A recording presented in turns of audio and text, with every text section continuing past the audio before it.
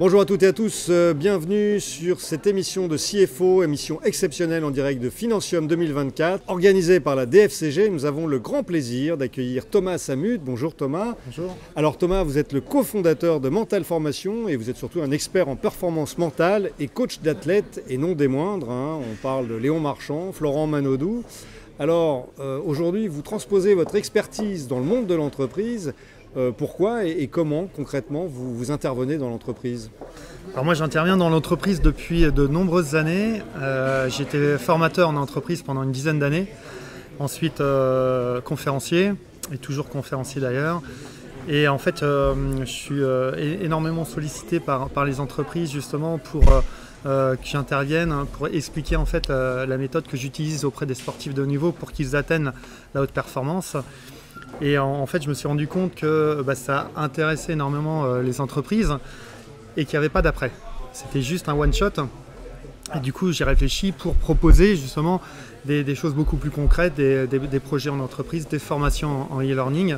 Pourquoi? Tout simplement parce que qu'on soit Léon Marchand, qu'on soit salarié, CIO, on fonctionne tous de la même manière. Donc si les outils que Léon utilise grâce à Mental Formation fonctionnent, il y a de fortes chances pour que aussi ces outils-là, pour les salariés et chefs d'entreprise et cadres, fonctionnent aussi. Parce qu'évidemment, le salarié comme Léon Marchand, ils sont sous pression, sous tension. Alors, quel est le secret de votre accompagnement? Est-ce qu'il y a, je sais pas, est-ce qu'on gère mieux la tension ou est-ce qu'on se prépare à un événement bien particulier? Je sais pas, quand on fait une revue de marché, est-ce que c'est la même chose que quand on plonge dans le grand bassin?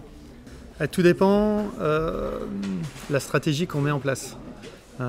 Si c'est une stratégie qui est essentiellement orientée vers le résultat, il y a de fortes chances qu'on s'use nerveusement, et on le voit aujourd'hui, le nombre de sportifs qui sont au bord du burn-out ou en entreprise qui sont au bord du burn-out, c'est que ça devient une épée de Damoclès de tout le temps être performant, mais ramener de la performance et uniquement se focaliser là-dessus.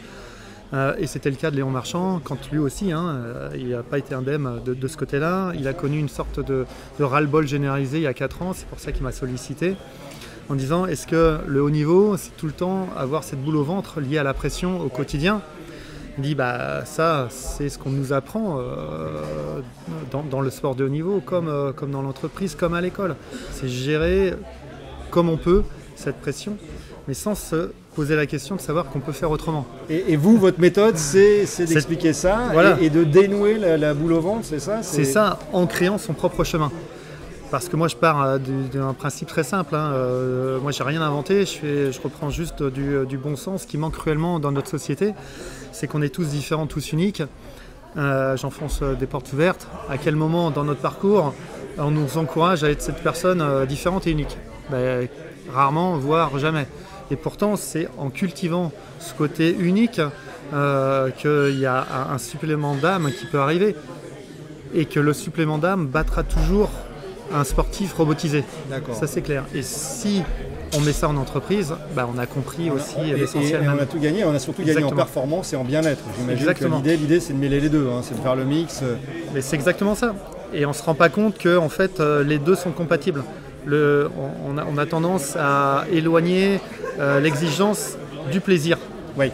Alors qu'ils sont plus que compatibles, ils sont nécessaires.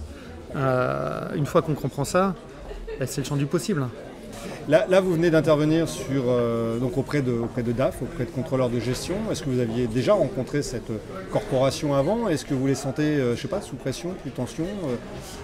La finance, fluctuant. J'avais déjà fait une intervention à Nice dans un cadre un peu similaire, pas un congrès comme aujourd'hui. Et le retour était déjà le même, c'est que les personnes ont envie d'en savoir plus sur qu'est-ce que par exemple Florent Manodou met en place pour lui gérer la pression, qu'est-ce que Léon Marchand met en place pour obtenir de tels résultats. Et en fait, il y a des outils très simples à mettre en place qui sont à la disposition de tout le monde, alors notamment au travers de Mental Formation.